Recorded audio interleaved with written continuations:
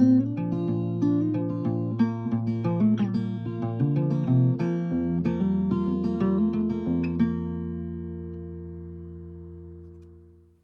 welcome back to Random Reading Pathways. I'm Matt, and I finished another book a day or two ago that I thought would be worthy of looking at a little further and kind of going through my little 4 bullet points I've come up with to discuss recent reads in a little more detail and just kind of highlight some of the things I liked about them.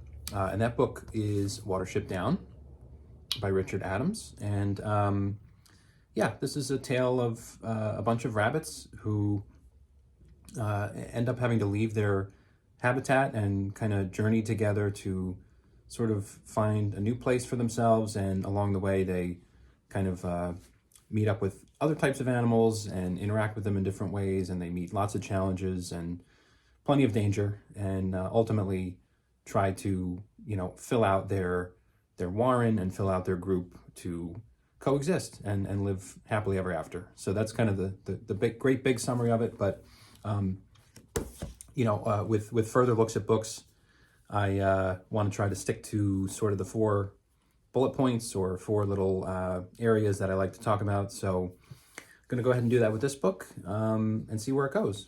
So the first thing I generally like to talk about is kind of just the broadest, bullet point here, and that's just theme that I like the most, sort of biggest takeaway from the book, and kind of favorite thing I was kind of resonating with and finding developing as I was reading. So ultimately in Watership Down, I think it was very interesting. If I had to define kind of what that theme is for me and what my biggest takeaway from this is, it would be the author, Richard Adams' ability to portray these rabbits in a sort of naive, childlike kind of manner. The more I read it from beginning to end, it sort of took on this interpretation for me as almost like a coming of age type story from the perspective of rabbits, who more and more to me almost seemed like they were meant to take the place of young children or even adolescent children coming of age. And so that's sort of what I started noticing in the book. And as I kind of progressed through it, that theme sort of recurred and kept rearing its head for me in a couple different ways that I kind of, jotted down here and made a few markers that I wanted to go through. So I think the interesting thing to start with on this point is, going into this story, I didn't know that much about it. I knew a little bit. And my main preconception with it, I would say, is I went in expecting the rabbits to be living in their habitat and start encountering challenges and dangers and difficulties that force them to eventually leave or come up with a plan for how to either survive there or leave. That was what I thought. Turns out, getting started with this right off the bat from chapter 1 or 2, you realize that that's not in fact the case. And what ends up happening is they have to leave their habitat immediately. But the reason why they do so is not necessarily what I thought or what you would expect. Not to spoil the entire thing, but they ultimately, right from the beginning, leave their habitat based on just a gut feeling that one of the rabbits, named Fiver, has and conveys to the other rabbits. He's an interesting part of this bunch. He is kind of has this characteristic of being almost like a seer of some sort, like a fortune teller, where he's in touch with like a spiritual element a little bit. And he has this vision and this strong feeling and urge that they need to get out. So they follow it. They go with it. And that's the first little inkling I had into, how these rabbits make their decisions and how they go about choosing what to do. It's largely based on whims and gut feelings and impulses, which is childlike in a way, because children, as I'm sure anyone who's been around them can attest to, they often act the same way, based on impulse and not a lot of rational thinking. But what's so interesting about that initial decision in this book that kicks off the entire rest of the story of following that gut impulse to just leave where they are because they think they need to. It turns out to be completely right, because what's interesting is at the end of the first chapter, there is a notice board or a sign that gets posted, announcing that the warren that they currently live in is going to be subject to development. So they didn't know that. Obviously, they can't read. They just call it a board. But that instinct they have, which is brought about by Fiver, one of the rabbits, turns out to be exactly correct. So, yeah, it's almost an interesting sense of the old adage of, childlike innocence in a way that, they kind of just follow their impulses. But in the end, maybe that's more pure and more of a true way to behave than, sitting down and mulling over 10 different logical options. They just go with their gut. And they were completely right to do that at the beginning of this story, which I think was an interesting statement maybe being made as to the value of living in that way. But then, throughout the rest of the story, I just wanted to highlight a couple points here that continue to recur with the rabbits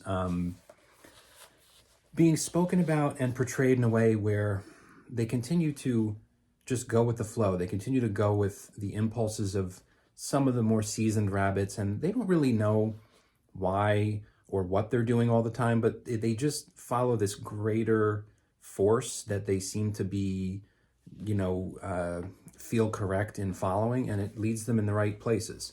So there's an episode toward the middle of the book here where they encounter some other domesticated rabbits that have been living on this farm, and they hatch this plan to ultimately break them out and have them join up with the main group of rabbits that are going on the journey in the story. And so in the midst of doing that, it's kind of an interesting, this is when the theme sort of started to become clear to me. They're in the main rabbits in the story are in the midst of freeing these other rabbits from this farm that they're kept at. And one of the rabbits says to them, Hazel Ra has sent us. And Hazel is the ultimate main character of the story. He's kind of the leader of the main group of rabbits. We've come to let you out. Will you come with us? And the domesticated rabbit, who's lived in this farm and in a hutch on the farm for their whole life, just responds, and the next part says, there was a pause and some movement in the hay, and then Clover replied, yes, let us out. It's just the way it's written. I kept kind of chuckling at each of these momentous decisions these rabbits were making. I mean, this is a point where a domesticated farm rabbit is making the huge decision of whether to stay in their current life or be freed and join this bunch of wild rabbits who they obviously don't know. And it's like a 1 or 2 second pause. Think about it. Yes, sounds good. Let us out. So it's that kind of decision making the rabbits engage in that I just kind of found akin to childlike decision making. But ultimately, seeing them make these decisions and be led in the right direction was rewarding. So then only a couple pages later, I flagged another line here because it seemed to be this theme was sort of hitting with me over and over once I started noticing it. So again, they're talking about the farm rabbits that are now in the process of being freed. And here it says, the hutch rabbits looked at each other in bewilderment. It was plain that they were afraid of the great bristling buck with his strange shock of fur and his smell of fresh blood. They did not know what to do or understand what was expected of them. They had no purpose whatever and no means of forming one. They had no more idea of what was involved than a small child who says he will accompany the climbers up the fell. So again, major decision point here for these rabbits, kind of a major turning point in the story where the main group of rabbits are gathering up some others to go with them. And in that excerpt, at least, Adams is sort of being a little more explicit and clear in the point of the rabbits in general, sort of just following what feels right and they don't really know the greater picture of why they're doing it, but they just go with it. So again, just to highlight a couple more instances of this theme that really were kind of resonating with me. So later on, there's another part here where, again, they are moving along in their journey now, having gained these other rabbits to their group. And one of those domesticated rabbits that is now with them says, I like it underground all right. The closed space is really very much like a hutch, except that it's darker. The difficult thing for us is going to be feeding in the open. We're not used to being free to go where we like, and we don't know what to do. You all act so quickly, and half the time I don't know why. I'd prefer not to feed very far from the hole, if you don't mind. So again, kind of the recurring theme that I kept noticing of, you all seem to act so quickly and you don't know why. And I think it's an interesting way that rabbit behavior was captured in the story. Obviously, an author trying to get into the heads of an animal, especially a wild animal, and try to convincingly portray what their mind might be like is a difficult endeavor. But for me, at least, it worked on the level of, they seem like a bunch of, adolescent children, more or less, who are moving up in the ranks and making these decisions that they just feel are right. And a couple more instances here. So later on, there's another really big part where, I try not to do too many spoilers with these videos if I can help it, but there's a part later where they're trying to escape essentially a dangerous situation, and they end up using a boat, even though none of the rabbits, or the vast majority of them, have no real idea what a boat is or how it's helping them. So here it says, most of the rabbits had very little idea of what was happening. The Afrafra was another one of the warrens that they ended up competing with. The Afrafran does had never seen a river, and it would certainly have been beyond Pipkin or Hawkbit to explain to them that they were on a boat. They and nearly all the others had simply trusted Hazel and done as they were told. Wearied by all they had gone through, the sodden rabbits crouched without talking, incapable of any feeling but a dull relief, and without even the energy to wonder what was going to happen next. So again, the theme kind of persists throughout the story of, they're just sort of doing what needs to be done in the moment and not thinking it through too much, which I think is, nobody can get in the head of an animal or a wild animal, but at least in the case of this one, it was somewhat consistent that that's the way that they were behaving, almost in this childlike sort of way. And then to kind of bring that home, late in the book, very late near the end, there is a chapter, and I believe it's the only chapter in the entire book, that is finally told from the perspective of a human. And it's a little girl on the farm that they initially visited to free these domesticated rabbits from. And I just wanted to read like a sentence or two from her perspective, because it's the only time you get a human's perspective in the book. And to me, coming near the end and kind of having this theme been building for me for hundreds of pages, once I finally read from a human perspective, a small child, it all matched up and came together as far as like, yeah, this seems like what the rabbits have been like throughout the story.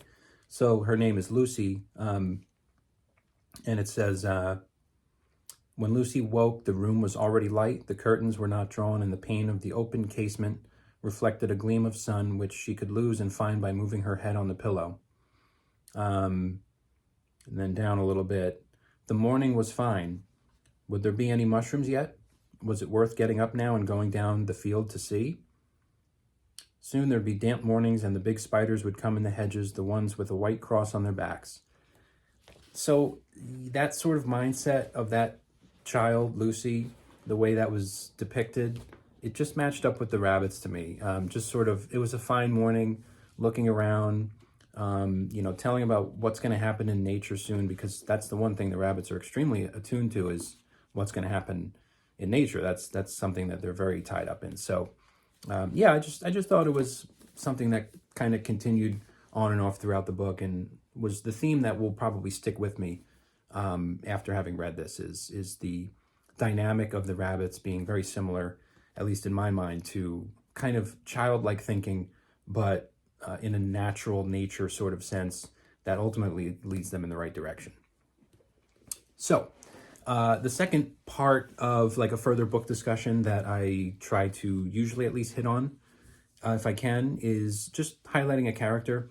I've said before that if I can, I like to highlight like a minor or secondary character, only because sometimes I don't think they get enough due, and they can often add some of the most interesting flavor and color to a book. But while that was my plan with this story, because pretty early on I had a character in mind that was going to be my favorite, and the only thing is it ended up being more of a main character than I initially thought.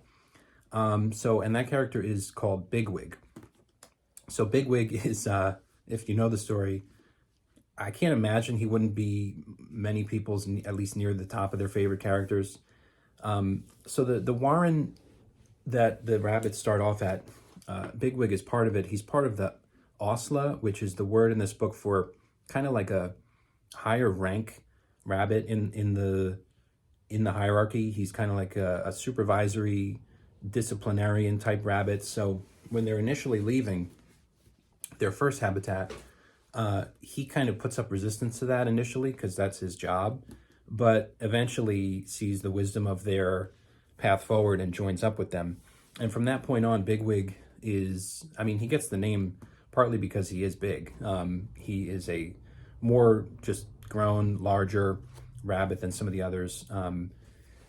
But from that point on, he basically acts as sort of their muscle in a sense. Like he's just a very funny, really like kind of snarky in a way character, and he's always ready for a challenge. He's always ready for a fight, and it's good that he's in their corner for the entire story, because without Bigwig as their muscle and kind of their primary fighting force in this story, I'm not sure how far they would end up making it. But yeah, and Bigwig's got some funny little quirks about him too. I mean, he yells at the other rabbits a lot. He kind of never loses that initial role that he had in their first place that they lived, where he was sort of the disciplinarian. He carries that with him. So if people get out of line, if people kind of put up a resistance, not people, but if some of the other rabbits put up some resistance to sort of the necessary actions they're going to take, he'll be the first one to get them and snap them right into line and say, no, we're doing this. This is what we need to do. And ultimately, you know, he keeps them going, because in a physical sense, because he seems to have an endless supply of energy, an endless supply of fight in him, even though he encounters more than one very serious, you know, dangerous situation, and, you know, gets roughed up in quite a few different ways in the book. But he always seems to have that next level he can dig down and find to rally everybody, including himself, to continuing. And another little interesting quirk of Bigwig is, you know, when you read a book like this, comprised of a character cast of, you know, maybe 20 or so rabbits and other animal characters, it starts to get a little tricky to differentiate them a little bit. They kind of blend together sometimes. But what I liked about Bigwig was he also had a physical characteristic that the author gave him, which was like a tuft of fur right on top of his head. And all the rabbits knew him by that, and even some other animals that he encountered throughout the story, they refer to him, even if they don't know him from the other rabbits, as the one with the big clump of fur on his head. So it was always fun to read that description of Bigwig. And ultimately, he's just a very funny, dynamic, and you know, strong character that really isn't the brains all the time of the operation, but without him and his physicality and his just willingness to just take on any challenge, the rabbits, I don't think, would have made it much further. And then the third part that I thought it was worth just quickly highlighting here, sometimes I like to just draw a connection between a recent read and another recent read. To be honest, most reads for me are recent because, as I've said on this channel a few times before, outside of this year, 2024, I've read a handful of books over the past 10, 15 years, like here and there, but I haven't been a big avid reader in quite a long time until this year. So most of the connections I'm going to draw between books are going to be things I've read recently within the last year plus. So with this one, nothing groundbreaking or anything as far as any deep coincidence or connection between two books, but I did happen to read Animal Farm by Orwell this year, and it just kind of struck me that, it just so happens, you got Animal Farm, the classic short story or novella depicting a group of animals on their farm and sort of how they interact amongst each other, what the power dynamics are amongst them, and ultimately what their relation is to the humans of the farm as well. So with Watership Down, I think it was interesting. Humans were almost non-existent in the story at all. They were largely on the periphery, if anything. But in here, it's a lot bigger focus in the sense of the main sort of revolutionary change that the animals in Animal Farm go about creating is driving away the humans from the farm and ultimately taking it over for themselves and thinking that they can go ahead and run it on their own and don't need humans. And so, but what's haunting about the end of Animal Farm is the ending, and not to spoil anything, too major about it if you haven't read it, but the fact that in the end, it's almost becomes a question of the sort of the power-hungry pigs that sort of lead the way in Animal Farm and ultimately start crushing the other animals who try to rise up against them. In the end, it's sort of ambiguous whether they have fully taken on the role of being humans or they remain pigs. So that's sort of like what you're left with there. In Watership Down, there's not quite that level of ambiguity or kind of statement that's being made about the relation between the animals and the humans. But nevertheless, it's interesting to see what that relationship is. I mean, in Watership Down, humans, like I said, are on the sideline for the most part. You might read here and there about some white sticks that the rabbits find scattered in the grass, which are cigarettes and cigarette butts.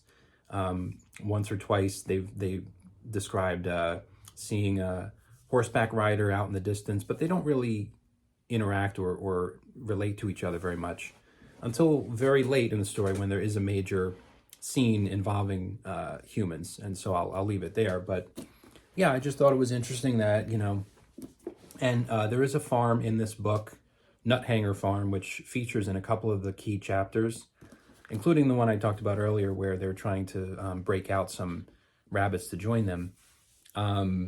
So yeah, I mean, the rabbits do come across a farm and they do sort of intervene in the workings of it and try to break those animals, or at least the rabbits that are there, out to freedom to join them. And yeah, in a way, it kind of reminded me of Animal Farm in that, in this, they're obviously trying to subvert the workings of the farm and get rid of the humans and live for animals once and for all. So yeah, not too much of a deep connection between them. The other interesting thing was they're both books featured a character named Clover, who was a female in the story. So you had Clover is one of the horses in Animal Farm, and Clover was one of the does, the female rabbits in Watership Down. And, the portrayal of them seemed to track somewhat. Clover was not a major character in Watership Down, more of a major character in Animal Farm than in that one. But yeah, just kind of was interesting to see another Clover pop up, in a female animal role. And, I just flagged here in Animal Farm, when Clover, the horse, is introduced in Animal Farm right at the beginning, it says, Clover was a stout, motherly mare approaching middle life who had never quite got her figure back after her fourth foal. So described as sort of this, childbearing, sort of motherly, matronly figure. And Clover, in Watership Down is described very similarly. I know that there's some critique of Watership Down regarding the role that the does, the female rabbits, play insofar as they don't play that much of a role other than accompanying the group and sort of, their mating capacities and everything. I'm not going to weigh in on that critique of it really, but it was a little interesting to go back to Animal Farm and see the description of Clover from the beginning, much in the same kind of way. And other than that, I don't know what more to take from that, other than, just being similar descriptions, but maybe possibly there was a nod from Watership Down to the Clover and Animal Farm. It's possible. I mean, Richard Adams was a English writer, as was Orwell, and Animal Farm came out some, 25, 30 years earlier, or possibly more. But yeah, that was an interesting connection between those two books. And then the fourth bullet point I like to just quickly hit on, if possible, with looking at a book a little further, is a word I've learned. In this case, I think it would be a word that I vaguely was familiar with or vaguely was aware of, but never really knew. So it's a word I kind of relearned or, learned in a more deeper sense. But the word for this book, reconnoitering. I just, first of all, love the way it rolls off the tongue. Reconnoitering, I think, is just a fun word. It's just a cool word to be able to say and read. So basically, the idea of reconnoitering is it's the verb form of reconnaissance. So if you're going out and doing reconnaissance and trying to scout out a potentially dangerous area or scout out even a battlefield or something and see what's lurking there so that you can be better informed. I'm familiar with the idea of reconnaissance, but I kept seeing the rabbits talk about how they're going out and reconnoitering. And so it made me realize that the verb form of reconnaissance can be used as reconnoitering. So yeah, that was a word that I kind of, when I saw it, it popped in my head as, oh yeah, I think I've read that before, but I'd never actually seen it used in such detail and in context like I did in this story. So yeah, that was a fun one to come across and kind of relearn and, see in action as opposed to just, what does reconnoitering mean? It's a really cool word to say, but I don't really know. So they do plenty of reconnoitering in this book because they're always running into some kind of trouble and dangers lurking across the fields and the, the farms and everything in this book. So yeah, every time I read that, just got a little satisfaction out of both just the pure sound of the word reconnoitering and also finally being able to say that I've become more familiar with the way that word is used. So yeah, that's kind of my takeaways from Watership Down. I think it's definitely worth a read, and it did get a little slow at some points for me. It took me a little bit to fight through some parts, but ultimately a lot of rewarding characters in the story, and I really thought it was wrapped up in a great way at the end. So happy to finally have read Watership Down, and yeah, I'll leave it there for now, and hopefully be back with some more thoughts soon. Thanks a lot.